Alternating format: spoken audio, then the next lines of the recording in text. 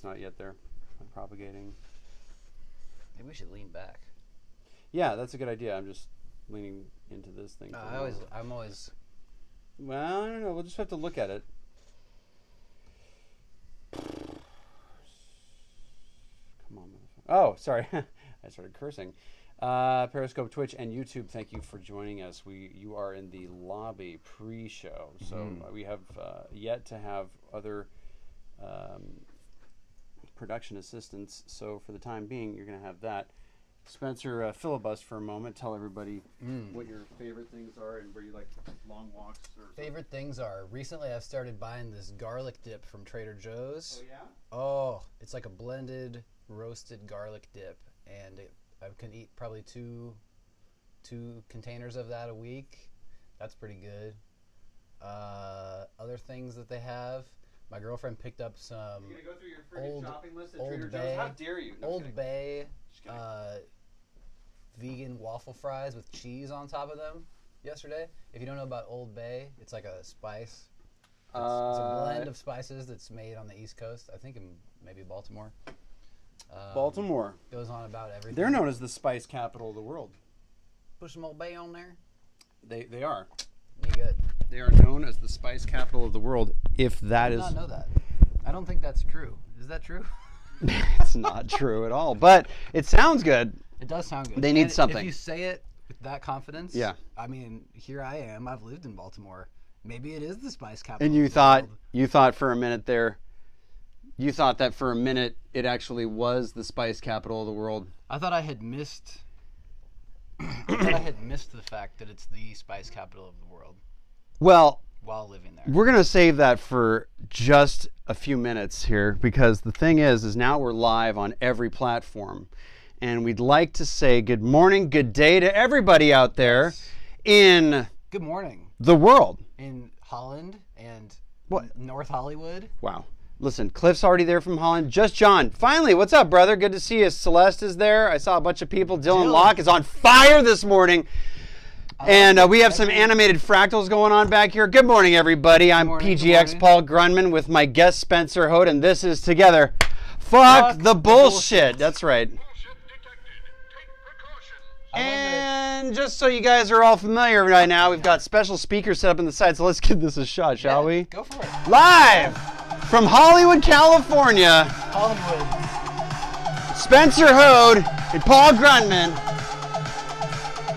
Coming at you live. It's Fuck the Bullshit.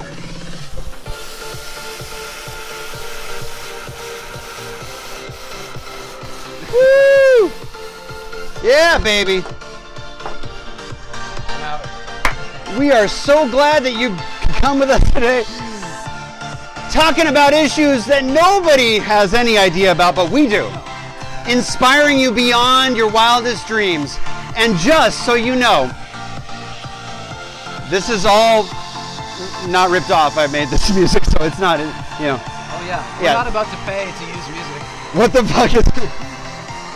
As a big riser here, I was going to give this to... Out of spray. You're out of spray? Okay, yeah. Well, that's how it ends, because we ran out of spray. Oh, it's not there. Well, anyway, we want to thank our sponsors. This is where we say all the sponsors. You know.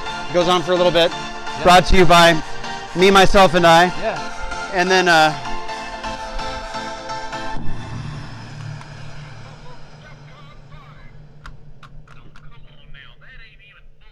yeah, that's right there. Hey, what's happening? Lee Morris also joining. Dude, you got to scroll back a few seconds and see that intro, bro. We do the full freaking CO2 cannons on the drop. It was out of control. Not helping the environment it is, over here. Yes, we are actually. These are non-HCFC. Oh. Yeah, so don't even go there. In fact, single-use plastics. How else are we going to make those Patagonia sweaters?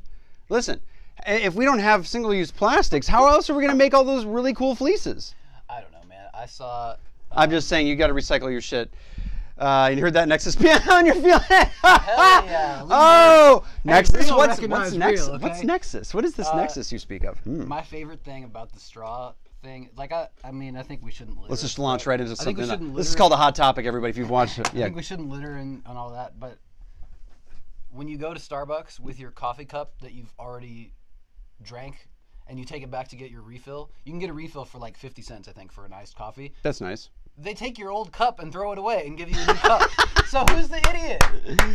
But you know, it's because they can't, from a sanitation standpoint or whatever. Just because we're they gonna can't take a scoop and put new ice into an old cup that you've brought into the store. Saying hello to Elisa on Facebook. Sense. It does make sense. What's up, And Elisa? Dylan and Lee are being really funny about mentioning Nexus on Instagram Live. They're mentioning a very funny thing there. And I like that Dylan can always comment and then he joins the room. It always says like he comments something and then it says join the room. Well, that's Instagram Live for you. For those of you on Facebook, Twitch, or Periscope, we can see the Facebook comments. We won't out you unless you say something on Facebook. But if you do say something on Twitch or Periscope, one of those things, because you follow me gaming all the time on Twitch, because you know I'm always doing Dance Dance, whatever it's called, Revolution. DDR?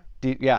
Because I'm always doing, or Fortnite, because of that, I know you might be wanting to say something, but won't see it unless you're on Instagram Live or Facebook. And we will say hello to you. Lisa chimed in there. We got about... The refills aren't cheap, but they're... sorry, they aren't free, but they are cheap for Cliff. Cliff needs to know. He goes, I didn't realize they have refills. See, here's the thing. Cliff, very frugal. The CO2 is gas only or have something on. You're correct, Isizaki. Here's the other thing. Isizaki, thank you very much for joining us there. That's some Brazil. We got some Brazil. We got Holland. A couple continents. We got America. Yeah. And we got somewhere else if I've missed it already. Go ahead. Holland. But go on. So the other thing with the single-use plastic thing, you can walk up to Starbucks and get a water for free in a plastic cup with a plastic lid. Yeah, look, TSA, put your shoes on, take your shoes off. It's never the same. Yeah. It's always like that. The last flight that I took, right. Sir, you can actually leave your shoes on today. I got to the thing, and they go, sir, those shoes are too big. They're going to have to come off. Are you kidding me? No. You know what you should say at that point? Well, you know what they say about a man's size shoe. And then they go, well, he's got a big stinky foot. Sure, yeah, big stinky foot. Something like that. Cliff is very frugal, by the way. So he's like, anytime there's a deal, he's like, next time. I'm sorry about the fading. Whoa, man, that got bright. My socks have a reservoir tip. Okay. We'll leave it at that. We'll leave it at that. That sounds good. So how are you? I'm good, man. You had a good week? Good. I've seen you doing some pretty cool freehand stuff on Illustrator. How's the studio's not built yet, though? Just push back another month. See, Spencer moved back here from, where was it? You were in... I was here, I was in Baltimore, I was in Denver, and now I'm here. Right. And when he moved back here, he was looking for a space to rent to bring his 80 channel, 40 channel? 40 channel SSL. What's up, Tune Mood there in the Valley? Yeah, you brought your 40 channel SSL back here, and where to put it or sell it. And I was like, oh, I don't really want you to sell it, but 30 grand sounds nice. Let's not forget, ladies and gentlemen, this is a $500,000 console. You know what I mean? It's like... Oh, when it was new... it's like, NASA equipment. Yeah, exactly. You know? Don't break that knob off, dude. Just stop tweaking it so much. I'm just kidding around. Yeah, he's kind of fondling like a little, thing. I got a digital fix. Thanks, Elisa. I appreciate you your comment there. I try to make people laugh. It's half the fun. But listen, we have to get really close to get, into. We have an Instagram Live camera above the one you're seeing, Lisa, and it's kind of nice because I get to rub shoulders with him. We get a little close, and I get to get my little, How else am I gonna get? You smell pretty good, by the way. Thanks. Yeah. So we are here to tell you about things that have tapped our bullshit meter this week. Sure. I happen to have said, now we spoke. This is a little bit of a musical situation. Okay, we're talking. Don't be turned off because we do inspirational stuff about life. We make sure that you guys know that some of the ways that we also tap into the ways that we, when the well is dry and your creativity is gone, or if you're just trying to start something new in your life, whether it's a business, and tactics and techniques and ways of being at your best. Those are all wonderful things, but there are some little things I wanted to make mention about summing boxes. This is what people use. Yeah, it's a hot topic. Yeah. This is my shit. Elisa over there is like, ooh, a summing box. She has no idea what the fuck that is. Okay. But for lack of a better explanation to everybody out there, there are ways to bring all of these lovely tracks we record in the studio together, and oftentimes the computer does it for us. That's called summing, in terms of summing all those channels. So some years ago, they came out with a thing called a summing box, which has allowed you to kind of pretend to be a little bit of a console, which means like an analog console, and bring everything in individually and kind of or sum them in groups. And the end result that we've found was that it used to be something pretty handy, and it used to be pretty great with most projects where... Pro Tools used to be called Sound Tools. Yeah, it used to be pretty nasty. 16 tracks, 16-bit. When they came out, they were in HD, though. I mean, the summing boxes were pretty popular in mid-2006, 8, something like that. And it was still pretty good, and Logic was getting along. All the DAWs are. But the thing is, you know, people will, oh, the summing box, they're always doing this thing because it's an analog recombining thing, and it sounds much better. There's a lot of depth on it. The funny thing was, I went to our head tech last week. You'd think we'd roll a clip here. We'd go, I asked Scott, you know, when our production value gets upped, perhaps that will happen, except for not today. And we talked to you. Once we have people to yell at. No, but you know, but we talked to you as well about this very thing, and we found something very strikingly, because I always put it at value that, of course, and Icy Zaki says, great topic.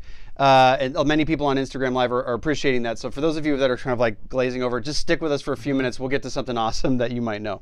Point is, we talked to our guru, our head crazy person. A crazy person? What am I saying? Staff tech? Well, I would say that Scott Cedillo is an incredible engineer, mastering engineer. He does mix. He does not just a jack of all trades. He does them all very well. He's recorded over 1,500 concerts at Walt Disney. He's our head tech for digital stuff. He rips open $4,000 pieces of equipment and makes them better without fear. Every time I talk to the guy, you learn something. I learn a lot of things. And I also feel like I know nothing. I've worked in the industry for 10 years. I feel like not only that, I've been around him since the beginning of my being here, and I feel like I don't know shit. I go, Scott, isn't that me? And he goes, well, actually, and I'm like, fuck, you know, he's gonna fucking correct me, and then he's gonna make me feel like an idiot. I found my favorite sounding piece of gear ever. He'll go, oh, that piece of shit. No. Well, it was close to that. It was kind of like that, but it wasn't necessarily that. And also everybody else that I know always says to me, Zab Spencer, what's up? Always says, every time I talk to Scott or your dad, I want to rip my studio apart and rewire it. Well, that's very true. But leave that to us. Here's the thing. I asked Scott, you know, and we asked you, and you said, did you say you had one? Or you have the ultimate summing box? You have the... I've dealt with a few things. I have... And just so you guys don't know, who don't know, on other platforms, summing, again, it's when we bring all these tracks of bass, drums, guitar, whatever electronic music you're creating, and you bring them all together to mix down into one channel so you can hear them all at the same time. That's called a master bus, and all of these tracks, you will send them out, and when they combine, there's all kinds of collisions that occur. There's all kinds of horrible sounds that and dirtiness that occurs because the math is so crazy in the digital world. And so what... And it's a lot of science, too, that a lot of people could care less about understanding. Well, it's just the fact that it doesn't sound great. The hardest part about making music in the digital world is summing a lot of tracks. You have 170 tracks. It can sound like shit. You have 4 tracks. It sounds amazing because there's so much more bandwidth you've given up for those tracks, and they don't have to work so hard and compensate. Sorry, I'm not. No, don't worry about it, brother. Dylan, you're just that you're in the vibe. You're supposed to listen to us anyway. That's why we have. Well, no. He kind of runs the show when he's talking. But just so for those of you, okay. So there's a lot of snake oil being sold out here. Right. There's a lot of snake oil. The most basic summing box you could have is 8 inputs, 2 outputs. And you would pair a bunch of tracks together and have them send in there. Then it would combine it and try to outdo your laptop or your big computer's digital summing bus. What you would then do is you would have to bring them back into the computer. You're still doing all of your panning and all of your volume adjustments and automation in the computer. You're taking all of those things and routing them to discrete outputs, which is an individual output from your computer. So instead of there just being the left and right that you're hearing out of your computer, you've got kick, snare, down the line. We don't need to explain it to engineers, but we can tell what the people that I want to bring along with this sort of idea is sort of the thanks for everybody else joining in there. We've got 76 people on Instagram Live. We've got a few of you on Facebook Live. Thanks so much.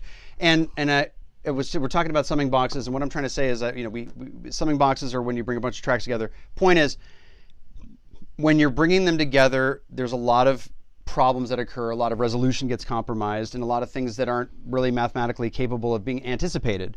There's not enough AI in the world to basically anticipate every possible combination of every frequency and how many of them in order to create even a fictitious version or a simulated version. That's why I always say, I don't care how modeled after whatever it is, it can't model after every type of frequency combination, because a modeling thing would have to have even more AI, so much AI. What if I want to blow it up? Well, exactly. What if I want to send... You mean actually plant some C4 in there? What if I want to send something way too hard to a preamp? Exactly. Can a digital version in the computer copy that always? No, it can't. And the main thing that we're talking about is that the old days when you have headroom also gains headroom and analog summing. Yeah, there are all these things that are literal. Like you can take we need a human summing box. Well, that might sound a little bit like me sweating too much. But the thing is, when we had this together and we have these summing boxes, now a normal mixing console with a bunch of faders on it, it kind of is its own summing box. But you have to go out of the computer. Let me just do this.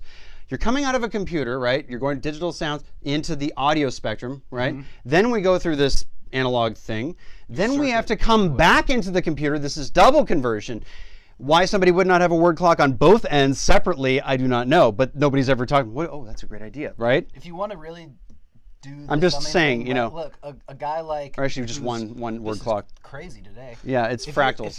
If you're a guy fractals. who's like mixing, you know, for $2,000 or more a song, you probably have a whole entire separate print rig. A print rig is basically how you mix down from one computer to the other. You mix everything out of one computer into your console or whatever box you have, and then that audio output goes essentially to an entirely different computer that's not attached to your other computer at all in any way. Well, let's all that's what we do here. We master from one computer, and we're sure Stephen Slate is cooking up something. Zab, you're probably right, buddy. I'm just calling you Zab, even though it's Zab, Z-A-B Spencer.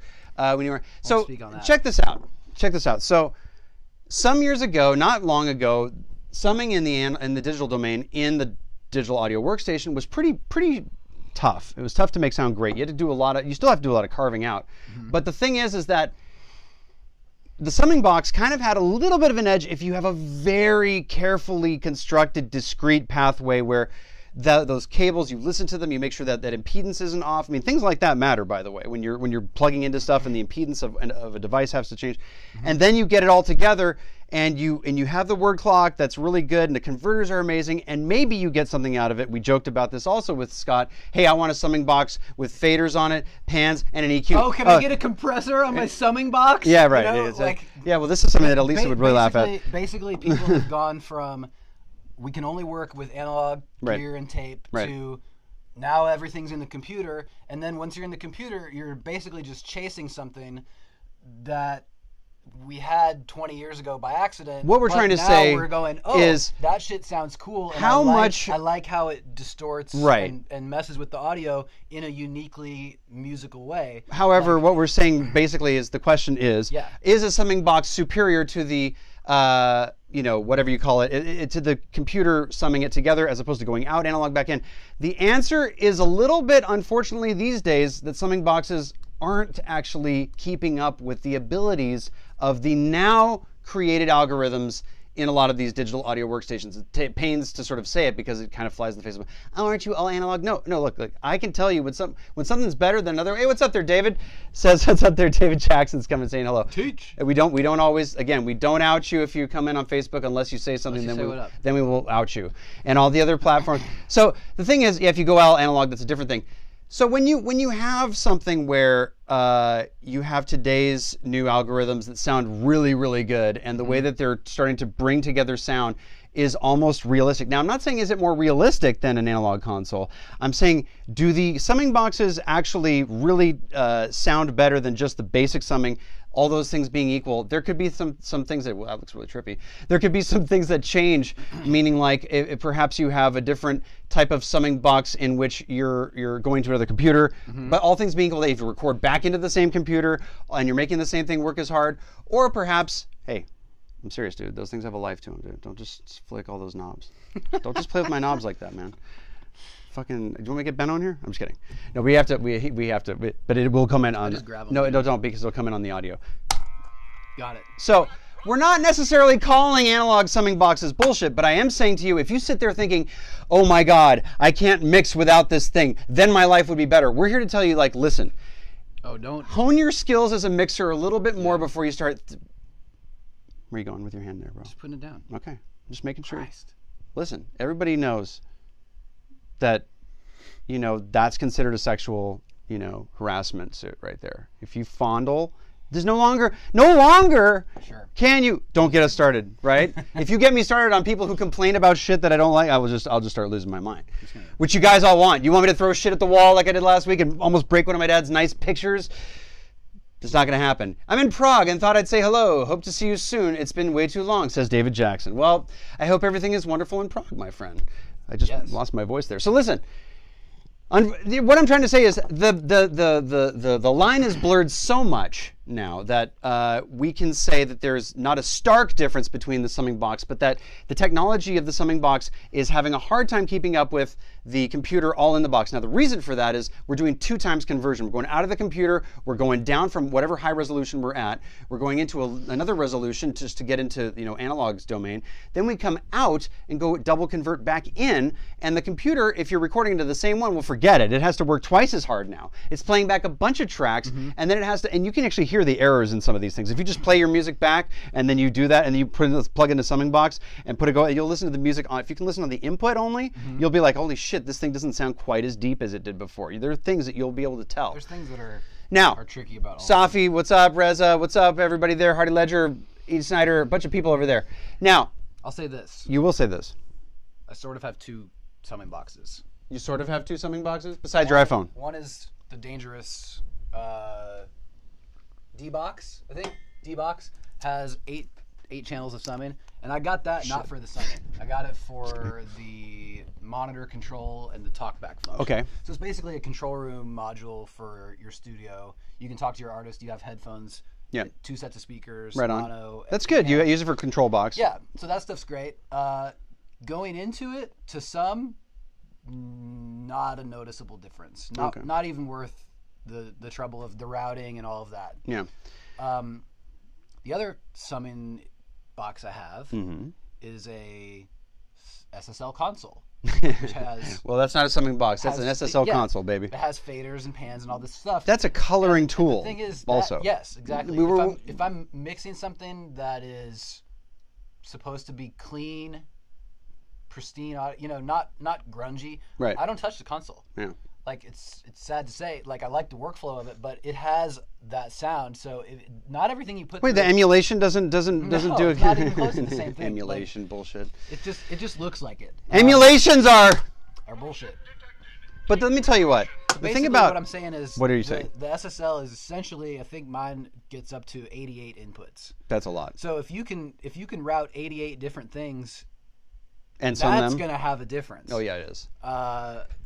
But, you know, getting a thing. Well, they have to be an independent AD. As Zab says, it helps to have an independent AD on the way back. We're saying that you would. This is a given. We're saying everything is independent, even with that sort of isolated. Even if you have that, I don't know that it's worth it. No, it's not. Well, it's not that it's not. It's that you're going to have a very hard time beating the way that things sound these days. Don't laugh, bro. They make a summing emulation.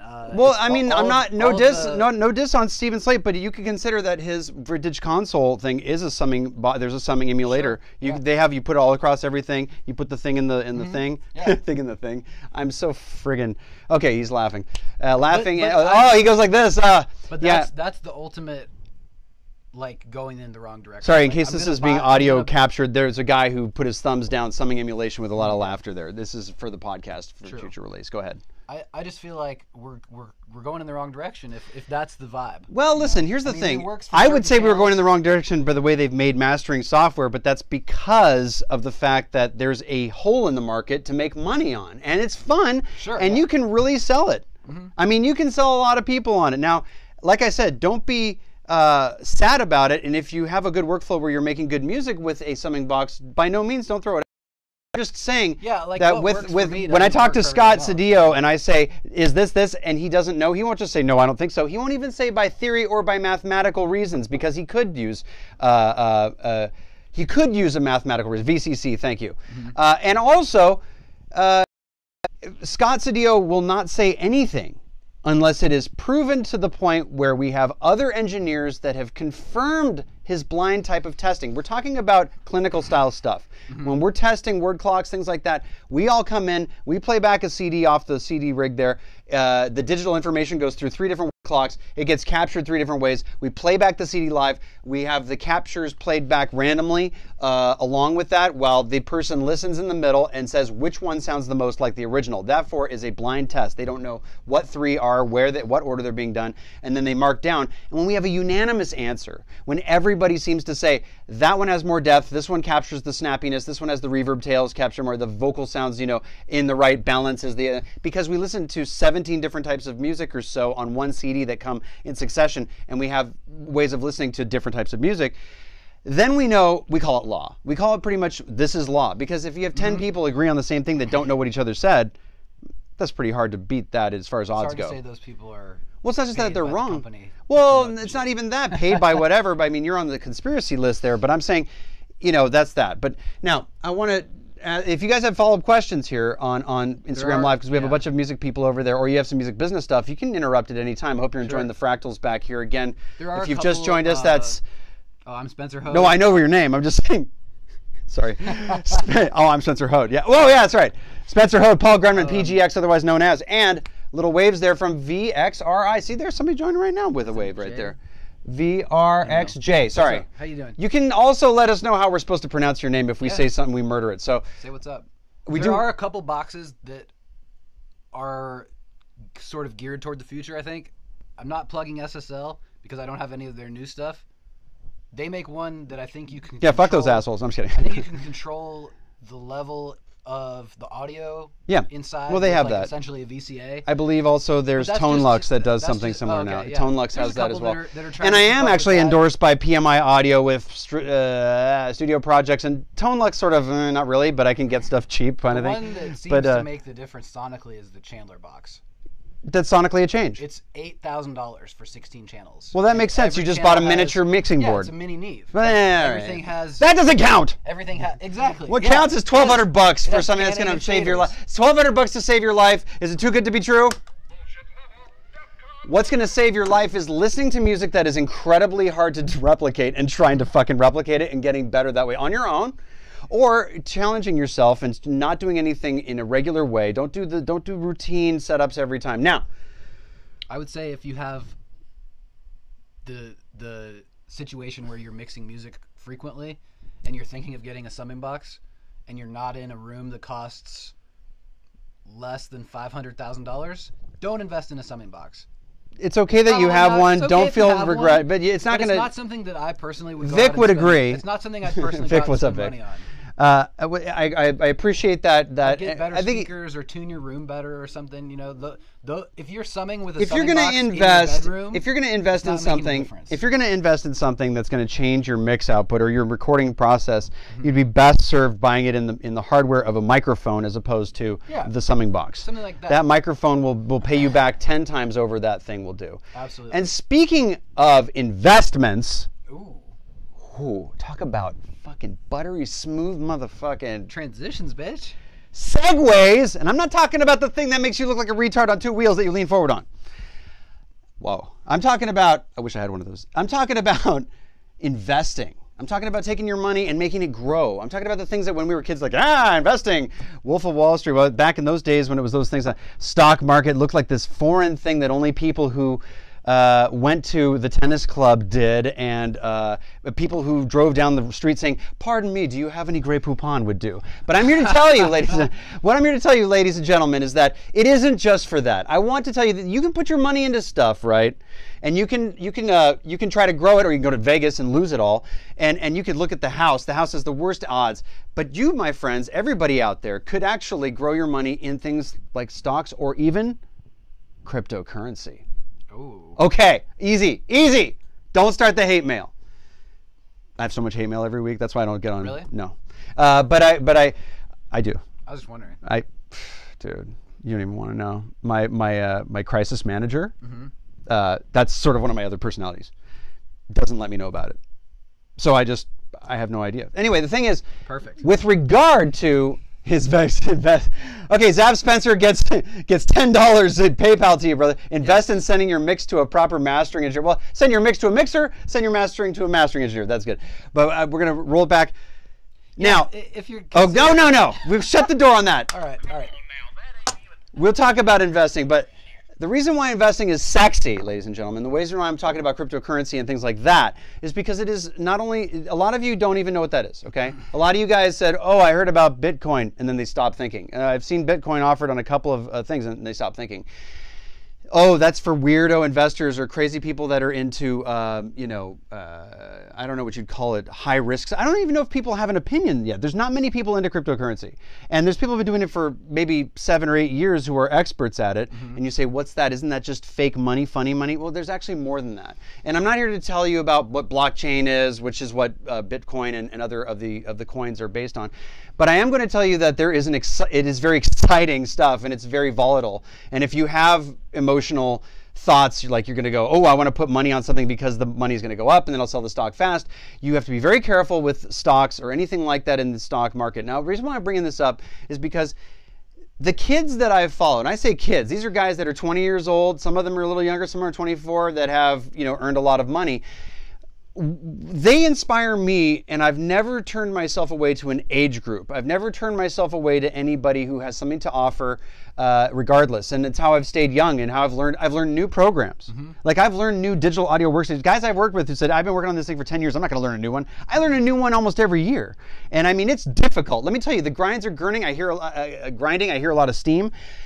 When I started getting into cryptocurrency recently, a few weeks ago, the reason why I got into it was, actually, I think it was probably serendipity that I ran into somebody who was probably talking about one of the stocks, and I was like, I think it was the technology of it that got me, because I have a technical mind, and I'm always interested in innovative things. Like, okay, the Tesla car thing, it's great with the electricity, and that's cool, and then he makes a surfboard that is no fucking improvement on anything in surfboard design. There's nothing improved on the surfboard materials. It's actually black. It melts. We've already done black carbon fiber surfboards. I lost my whole thing. I was like, Tesla stock went down $7. I go, it's because of that fucking surfboard. That's what I said. But that was me being an asshole. But and if you do hear me, why didn't you do white carbon? That would have been much better. That would have been at least a fucking sea hair of innovation. I just want to know if the surfboard's electric. No, it isn't. It is not. And God bless Matt Biolos of Lost Surfboards, who I respect a lot, who made it. But the point is, let's go back to this. Why are stocks something that people get scared of? I think a lot of people figure out, oh, I have to have a stockbroker. That's the first thing they think they need. Or they think, oh, I have to be in Wall Street, or I have to get up really early, or things like that. And the thing that I'm sorry about all the thing going up and down, and thanks for laughing there, Jonas. Nice to see you there. The thing is, the reason why I want to impart this to you is because I want to impart to all of you, if any of you ever do look at stock markets or anything of that nature, I want you to read it, and I want you to read it like you're reading like the top 10 or like a top 100. And I want you to start looking at it because it is actually freaking sexy. Why is it sexy? Because what you're looking at is a digital representation of the human race as an organism replicated, or say compartmentalized into certain attributes and aspects.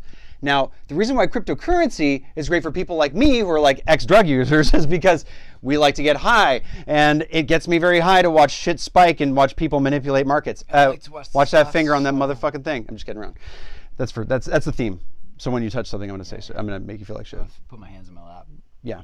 Just don't put them in. Well, you can put them in my lap too. So, easy there, bro. That's a little close. I would say. No, yeah. I would say, as far as investing goes, stick to what you know and love. If you like technology, maybe chase some technology stocks. But right, I'm gonna let you go for a minute. There's opportunities that you can look for, like in areas you may not expect. Around the financial crisis time. Well, of course. But we're now in a bounce back, which is you may remember a company called like AIG. Yeah. Major bank. Had a lot of stock. Had a lot of stock tank. And so your boy here. This is going to be made into a wonderful sweater by Patagonia, by the way. So fuck off if you see this video in the future. Your boy I love you. Bought a bunch of AIG on the cheap, and now it's up pretty substantially. Oh, really, really low when it tanked? Oh, it was worth nothing, dude. Yeah, they were basically like, hey, we're bankrupt. There's Everybody a coin. tanked the stock. I think the company may have even changed its name a couple times since then. There's a coin on the cryptocurrency called the Dogecoin, D-O-G-E, and it's based on the Shiba Inu Doge meme that was kind of funny some years ago. And it was actually created as a joke. Much woof. Much woof. It was created as a joke by the people that came up with it, and there's some controversy surrounding it, and depending on how often this gets, propagated, there aren't actually truths that I know about, but I've read back history on a lot of these companies and how they've gotten together and what they've come up with. Now, I might be saying something about blockchain or cryptocurrency and what does this mean and what do you mean technology? I want to cut to that because this is the interesting stuff. Okay. There's a stock that I've been watching for ever since I started being interested in this because I'm like, that's a very low cost stock. It's in the 20 cents range. I'm like, fucking 20 cents is cheap, right? And then I thought, well, who are they? Because I would do my investigations. It's fun. It's fun being an investigator. Yeah. First of all, it's freaking fun. Like, what do these guys do? And I love the mavericks of the industry. That's why I like cryptocurrency, because these are all the people who are our best millennials at work. You know, they're the people that are inventing the future. The way we're going to do, the way that you're going to swipe a card and money is going to be transferred to somebody is what XRP is, for example. Ripple is the company. XRP is the stock trading symbol, XRP. And I chose that one immediately because Ripple and the Ripple network is using what is called the blockchain. Blockchain uses a bunch of peer-to-peer users to basically, you can send information lightning fast by using every peer, but every peer tokenizes it, I think, so that you can never have anybody break in, and it can never be stolen from because there's decentralized. It's decentralized. First of all, no government is covering it. It's all by the people, and it's fucking awesome to see this power go to. So this kind of technology and this empowering of the people, that freaking makes me excited. Hell yeah. I get a freaking techno woody out of that shit. So when I saw this come up, I'm like, these guys are badass. And then I thought, well, this stuff isn't licensed, it's not patented, maybe somebody else. So I found the other one that's the competitor. They're also around 27 cents. And I'm thinking, if I could put some money into this Ripple and they're going to turn this out, and I see there's a bunch of banks that are around, they're going to announce they're using this Ripple technology soon. Now, in cryptocurrency, barely anybody's out there. There's barely anybody doing this shit by comparison to the stock market, okay? So, I mean, there are hundreds of billions of dollars moving every couple of days, but the point is like there's not a lot of people talking about shit, but it's very like I said, mavericks, bunch of kids, meaning a bunch of younger people that are into it, but also very incredibly smart people that I'm learning from at a pace that's like the Matrix, dude. I get in my car, I put on a freaking YouTube of one of these guys, and my brain is just going, okay, slow down, okay. I'm learning all this shit all week long. I've put like fucking 15 hours at least in just listening, which is hard for me to do, as you know. Look at how much of this fucking airspace I take up. And it's been incredible. So I get there and I learn, okay, I go out and I get my charts out, I get my apps out, and I look at the stock trading, and the announcement comes, and it's like the reaction time between when a particular announcement comes and seeing the stock start to rise starts to blow my mind. Well, it's very directly correlated. Oh, yes. And so when I said earlier, it's more directly correlated than any other thing in the world. By the way, there are people manipulating the stocks sometimes. But man, did that make my woody go up when I saw it. I was like, I need to put some money in this. And then I had this thing, you know, I had the FOMO. You know, FOMO is fear of missing out. Yep. No FOMO. I got all my new acronyms, by the way. I got my FOMO, got my FUD, got my fucking, you know, there's all these acronyms that I'm feeling like it's very fun. I know Kung Fu, you know Kung Fu Crypto. Yeah, baby. So it was very exciting to see this. And Bitcoin, as we know, we may or may not know, is costs $6,000 and some change per Bitcoin. And it used to cost above $10,000-$12,000. They were saying there was no way. The first pizza was bought with Bitcoin. The guy paid 300 Bitcoins for. If you had 300 Bitcoins, do that times 6. Math, you know? Actually, it got up to about $20,000 last year at one point, and then it tanked down. Here's the thing: one Bitcoin. There's more I could tell you about this and how the software works and how everybody gets it. You like the Matrix reference? How the software works. There's actually people that do this thing called fucking Bitcoin mining. They create computers. Just fucking stick with me, everybody. This is fascinating stuff to me. You can mine a Bitcoin. What's that mean? All of the Bitcoins do not exist yet. They will all be in circulation in a matter of years. But in order for one to be available and add value to the Bitcoin market, one has to be mined from a computer by doing a series of incredibly complex math problems. Okay, you say I've got a G5 from a few years ago. Can I put that one to work for me? No, listen. Okay, you're gonna tell me. There's Talk to me. I like it. Pick it up, baby. A couple situations in, I don't know if it's rural areas. It's probably cities smaller than. Wait, are you gonna blow my punchline? You're kind of know. jumping ahead. Go for it. I'm just making sure. I don't know. You're starting rural what? No, there's guys who will take an entire. Well, okay, no. You are a bunch in the way. What I'm saying is, you see how the ramp is. You see how this goes like this. You see how there's like this start, right? And it starts to bleed, start going up, right? And then there's the drop. Anyway, point is, sorry, you're like fucking Paul. It's for the show. It's not for. It's for the show. Don't feel bad. Okay. What I am saying is, okay, so I can mine Bitcoin and make money is the point. There's the whole thing about like making money mining Bitcoin. How do you do that? Well, you build a computer, you hook it up on the network, you register all this shit, and then you basically become one of these peer-to-peer networks that actually sits there running all day long, solving math problems to possibly make the next Bitcoin. If one Bitcoin is earned, it's $222,000 to you. Mm-hmm. Oh, now I want to make my motherfucking computer, but see, here's how it works. You can make money every minute. You can make money every second. But if you do it on a computer and you use cloud computing, you can actually sign up for cloud computing and say, I want to be a part of a network and not have any hardware. Just make your MacBook and go up to Honey. It's called Honey Miner. I think it's called honeyminer.com. They don't pay me anything. They're literally, you pay like nothing and you can make like 20 cents a day or something. Like that's how much you're going to make. Mm-hmm. But there's a guy that I follow who's incredible. I think his name is Oracle of Crypto, and I love this dude because here's a guy who looks like maybe I could have had him as a son. He's pretty young. Yep. He just bought like a Mercedes freaking box like Jeep, you know what I mean? Like with one trade that he made on Dogecoin, it was a pump and dump basically. But again, he had 63 Bitcoin, which made him about $150,000 in one trade. But my point is that will not maybe happen on that particular coin again. Let's talk about what it was what I saw in this video. If you look for it, and I'll put a post for it on my thing. This guy has this computer that is using an ASIC processor, which is a super high-end processor. He has like 5 cards in there. It's probably, and he lists it. He goes, the investment cost me this much money. It cost me about this much in electricity. You see the numbers come up, and the net cost is this, and my net earnings are $50 a day. Over a month, that's $1,500, $1,300 and change. He's making just running a computer all day long. It has 4 different breakers. There's 20 amp circuits. He has a freaking intake fan and an outtake fan. He has ducting that's bigger than some of the rooms I've seen in here for that thing. The computer box is an outdoor shed, everybody. It's this wide. It's this deep. It sounds like a freaking going on inside there. And the guy's like, no, I'm going to get this new whatever. And you're just like, are you fucking kidding me? This is the future, ladies and gentlemen. Yeah. I am so blown away by these guys. I'm like, fuck yeah, dude. You guys are, and here's the thing. Cryptocurrency is not going away. It's never going away. I know a lot of you think it's going to go away like disco, but it isn't.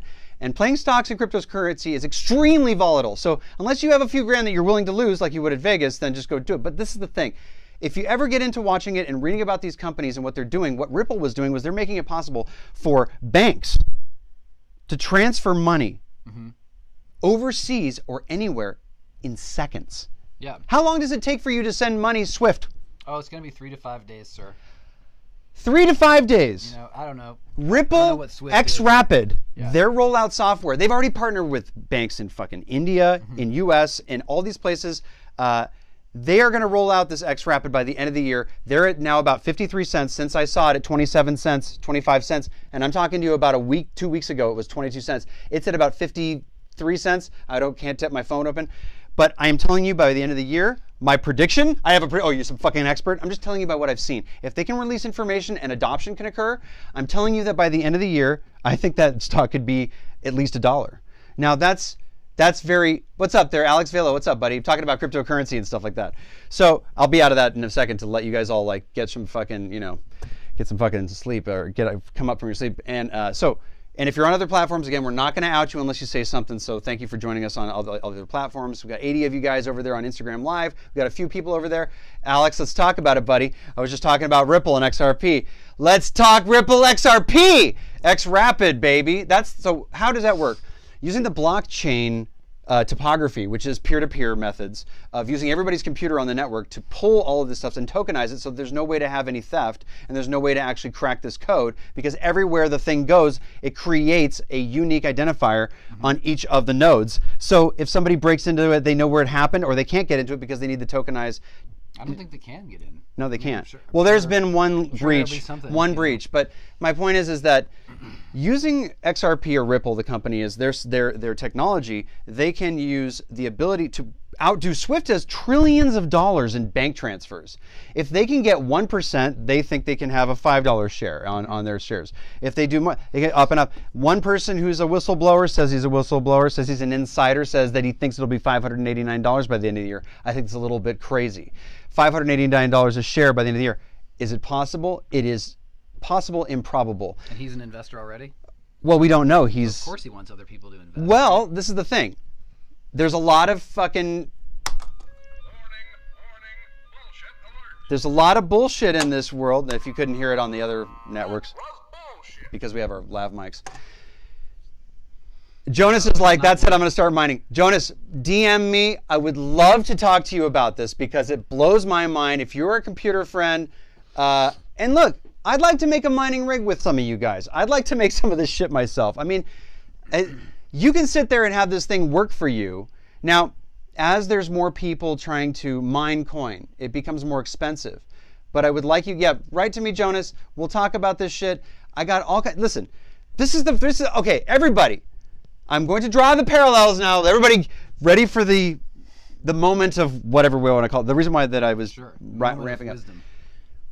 Some years ago when I left the pop market as a writer, trying to do it, full time, I kind of got into electronic music because there was this sort of, it was like my music again. It was like I started doing that in the late 90s on my own while I was a drummer, I was a keyboardist.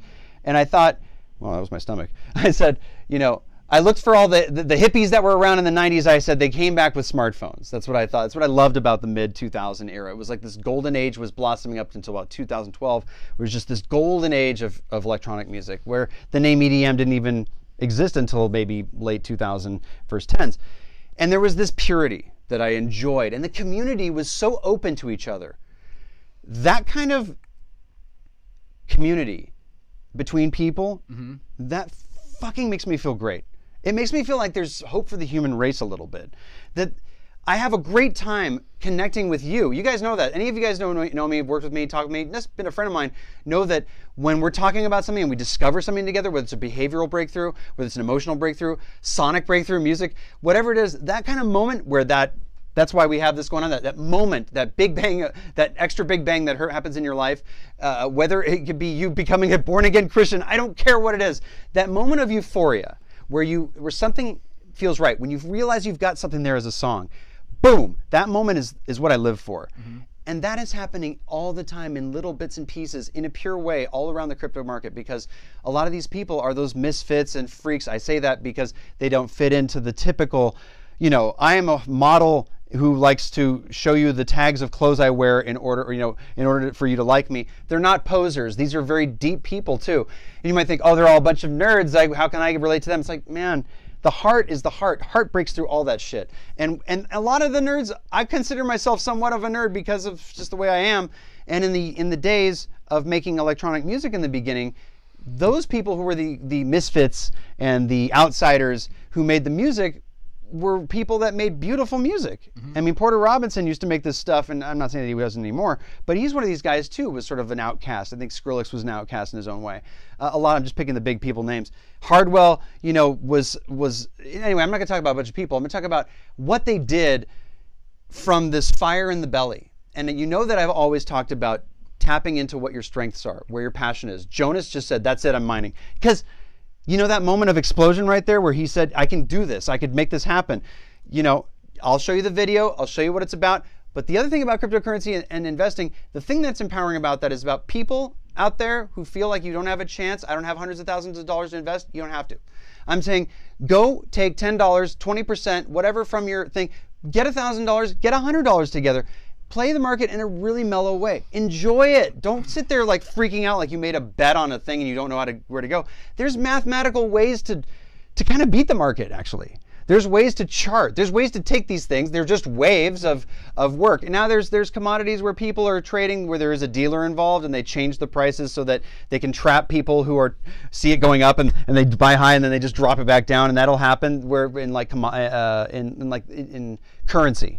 Currency markets, there's actually a dealer at every station and it gets transferred over to, this is a lot of shit I've learned in one fucking week. I've gone all the way around. I have a friend who trades in oil futures. I don't even know if he's watching me today, but my buddy, my good friend Ryan Payne, I love dearly, thank God, who's got his series, you know, he could be a broker for anybody. I can write to this guy and be like, dude, were you on the oil futures today? I'm like, no, how'd it go? What did you do? He's like, oh, I decided to sleep in. Like some days he's not even day trading. He's like, you know what? I felt like it wasn't going to be right. There's a lot of people that are doing this daily. I know other people that can basically make a couple $100 a day just day trading in crypto because they know how to watch it so well, and they're playing with a few grand only, like things like that, and they make their living doing day trading. So it's still out there. It's not about, everybody out there, what is the parallel between this, the electronic music, the earliness of that, and also music and being creative? What is the similarity? It is connecting to something that you really do enjoy, then learning more about it. Hey, waving to you too there, everybody, popping in there, Pandeco and Jambon, and I can't read everybody there. But thank you for joining in. Thanks for the waves. You know, when you're into something, you will do it for many hours. I started to see spectral and still learning more about it. Yeah, let's talk about it, Alex. We'll talk about it. I would love to make little like chat groups of people that are kind of getting into it and talk about their analysis and their thoughts.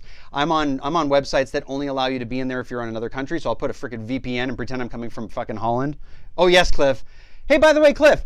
Hey, could I get you to? He was like, why don't you ask Cliff? I didn't have any money. I was trying to get some liquid money. Get it over here. Why can't you just have a homie do it? Yeah, well, Cliff, because Cliff is broke.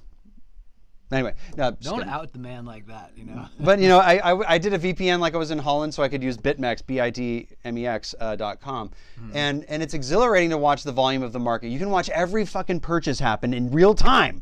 I mean, you can watch like somebody put down 150 fucking grand. And all the frickin' numbers changing, and then you can watch the volume and the depth and people selling it and bring it back. And when you realize that we're talking about technology, we're talking about the future of the way, whether you're gonna swipe your card and your money's gonna transfer in seconds to Europe, I mean, that's fucking sick, dude. Yeah. So that's why I'm down with the XRP, I'm down with the XLM and these other guys, and all these other, see, cryptocurrency isn't just another way to spend money, it's also based on the blockchain technology, which is everybody. Hey, waving to you too there. Thanks for dropping in there. Marron Gregory. That's Brown Gregory, or Marin, sorry. And then you got the other guy there. I can't read your name very well. So that's that. How do I tie this in? Because there's a purity to the community in cryptocurrency. I love the people there. I love that they're willing to share things because we're all just trying to make a little bit of money, and we're trying to do it in small ways. And there's none of this sort of elitism, sort of like, oh, you're not a stockbroker. You don't know about the stock. Don't do that. Don't you feel like there's a lot of that? Well, there's a lot of cautionary tales out there.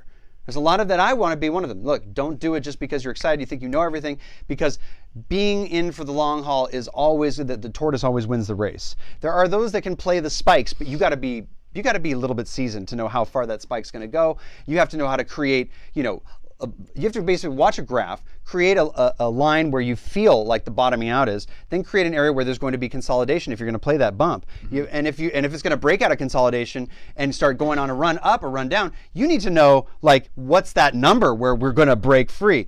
And there are some freaking amazing people out there that have techniques and that are mathematically based, and there's a little bit of emotion and a little bit of, like I said, a lot of press involved.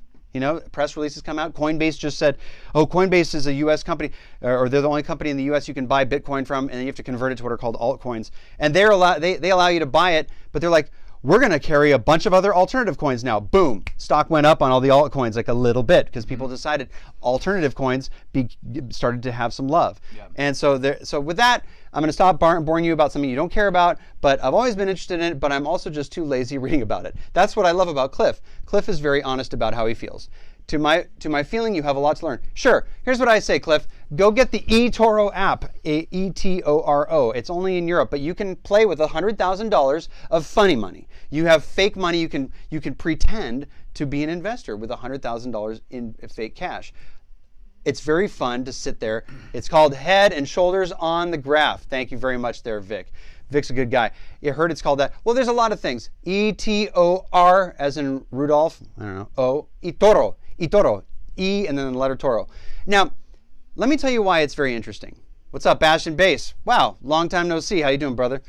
Pump it up, brother. I know this guy was, it's a long time story, but we're talking about some really cool shit with cryptocurrency. We were talking about summing boxes in the analog domain, and we're talking about things that make you inspired to do the things you were meant to do. I know Bastion Bass is a guy that knows about discipline, knows about how to stick to it, knows how to, nonstop, if I'm not mistaken. I mean, I haven't seen your profile in a while because I don't scroll a lot, What's up, brother? Yeah, it says. But as I recall, you were into producing music like some years ago, but you were also into bodybuilding. And I was a bodybuilder in the year 2000, around that time, 1999, 1998, and I kind of got out of it after a while, which I'm always impressed, and I was inspired by watching guys working on their bodies, and I know how the discipline it is. If you can have that kind of discipline in things like the stock market, it can be very fun. And cryptocurrency stock market is like watching, that's like watching Demolition Derby sometimes. It's fucking crazy shit. But it is, my stomach is going off, unreal. It is, I know, I'm so sorry. I rolled a bar about a freaking hour ago, but the thing that's great about it is a bar should have told me over to lunch. So the thing is, the cryptocurrency market, the people involved in it, you can see them doing their little talk shows or their little, YouTube videos.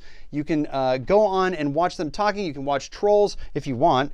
But what I love about it is that I've gotten into like, this eToro app, and I'll watch a lot of these people from whether it's, Switzerland, Saudi Arabia, it could be England, talking about all that, but it's not allowed in our country, so I can't do my stupid ass remarks, but I love watching these guys predicting what's going to happen, and then people sharing their charts with each other. This is my predictions based on this. I had one guy who wrote last night, XRP has completed the Fibonacci he said the Fibonacci replicated sequence. He actually said that, and now we'll break out. And I was like, all right, fucking smart guy, it fucking broke out. Yeah. And I was like, it broke out of 42 cents or 40 cents, and it broke all the way up into 55 cents. That's a massive run for a coin to move up in a matter of hours. That's insane. So if you think about it, I can find myself a 20-cent stock, put $100 in, add another $100, keep building that stock, do the long hold, or as you'll see people writing the words HOLD or HODL rather, HODL. You're like, what's HODL mean? HODL, HODL, HODL. Well, that's because some years ago when Bitcoin was either on the rise or on the fall, there was an inebriated guy in UK said, "I'm HODLing." He made this big comment, "I'm HODLing." And because so everybody goes, okay, hodl. So now that's the thing. That's now, and everybody says, are you hodling? You'll see him in talk shows. Are you hodling? People say hodl now because they mean holding. That's funny. Funny shit, right? FOMO, fear of missing out. That's how it's made. FOMO stands for greetings. What's up there, EDM blogger? What's up? Talking about cryptocurrency, summing boxes, and the things that make you go. So the things that made me go about that is the new technology, knowing what's coming up and not being afraid of it. I used to be afraid of math. Still am. By the way, deathly afraid of it. But I've told myself, if I'm not, just tell yourself not to be. And try it. Yeah, math's what did we say last time? You said act as if, being happy isn't about getting money. It's about saying, I'm fucking happy. It sounds like I'm happy. But making yourself say you're going to happy. Damn it, I'm so late. I'll catch the replay. You got to there, Pyro. You're gonna be blown away. We talked about summing boxes, cryptocurrency, stock markets, shit like that we never talk about today. And I've had a ball. So I want you to chime in, my friend, about what I was just saying, which was about all those things that you're playing to your strengths. We're talking about following. Well, I don't know. Do you have anything to add to what I was talking about? I mean, there's enough data. There's enough data with anything that if you're gonna try to trade, stocks or futures or whatever, just do your research. If you want to trade bank stocks, you should probably look at what banks are thinking and what things might influence for how a bank works. For our viewers who are more creative in mind, usually, and they're not excited like I am, like I was talking about. And they look at the stock market and they go, "That looks so fucking cold and evil, even." And I get that, right? Start doing the cocaine now. No, stop doing the cocaine now. And I don't know.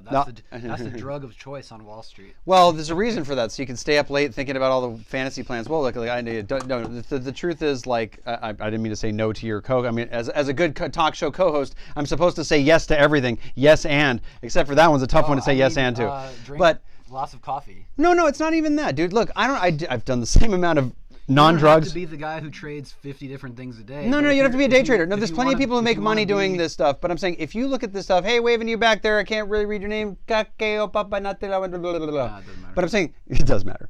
But you do matter. But what I'm trying to say is, if you happen to think of something that you like and you want to see some money grow instead of just sort of throwing it away on, like, hey, let's say you buy, and I mean this literally. A summing box. Well, a summing box. Thank you. Not a great investment. Look, there's plenty of people who have summing boxes who are on our feed right now. I don't want to piss them off or make them feel bad for buying it. And by the way, you want to talk about the amount of things that I bought that I have regrets over? Summing box wouldn't be one of them. It's still a great thing. What I'm trying to say is this. A lot of things here, Isizaki.